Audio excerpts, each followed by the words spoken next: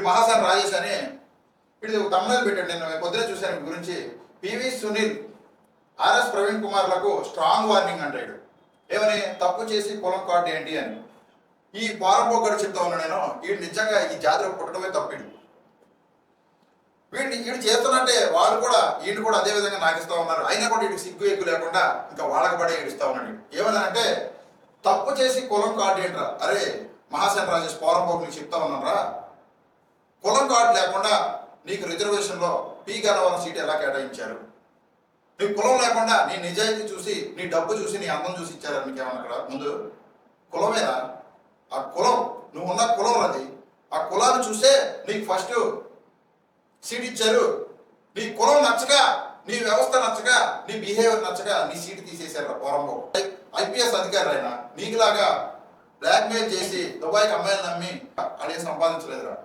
చదువుకొని దళిత సామాజిక వర్గంలో పుట్టినా సరే ఉన్నత చదువు చదివి ఉన్నత ఉద్యోగాలు చేస్తూ రాజకీయంగా వచ్చి ప్రజలకు ఏదో ఒక సేవ చేయాలనే ఉద్దేశంతో నేను చేసేది.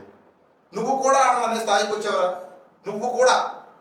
నువ్వు ఇప్పుడు నీకు ఏ పదవి వస్తుందో అని చెప్పేసి వాళ్ళ అనుమానం వెంపర్లాడుకుంటూ పోగలాడుకుంటూ తిరుగుతూ ఉన్నావు. నీకు ఏదైనా ఇవ్వకపోతే అప్పటికప్పుడు ప్లేట్ మార్చేస్తావు. నువ్వు డిప్యూటీ సీఎం గారిని వాళ్ళని గెలవనీయనన్నావు. నువ్వు వాళ్ళకి గెలవనీనంటే అసలు నీకు ఎలా పదవి ఇస్తారని చెప్పి నువ్వు ఇంకా వాళ్ళని నాకుంటూ తిరుగుతున్నావు. నాకు అర్థం కావట్లేదు. నువ్వు తిరగడం వల్ల పోనీ ఏమైనా ఉపయోగం ఉంటుందా? నువ్వు ఈ జాతిలో పుట్టడమే నిజంగా జాతి చేసుకున్న దౌర్భాగ్యరా. దయచేసి ఇలాంటి మార్పుని కులం కార్డు పెట్టుకున్నారు అంటే కులం ఉంది, కులం అణచవేయబడుతుంది. ఇప్పుడు కులం ఖచ్చితంగా ఈ యొక్క కులం అణచవేయబడుతుంది. ఈ సమాజంలో ఇప్పుడు పరిస్థితుల్లో ఈ కులం, నువ్వున్న కులమే అణచవేయబడుతుంది.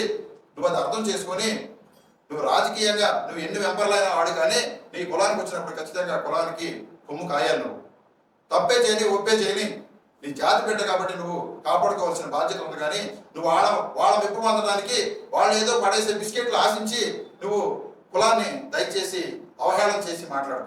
నీకు ఏదో ఇది ఉంది కదా అని చెప్పేసి నీకు కాదు, అందరికీ ఉంది, అందరం మాట్లాడగలరు.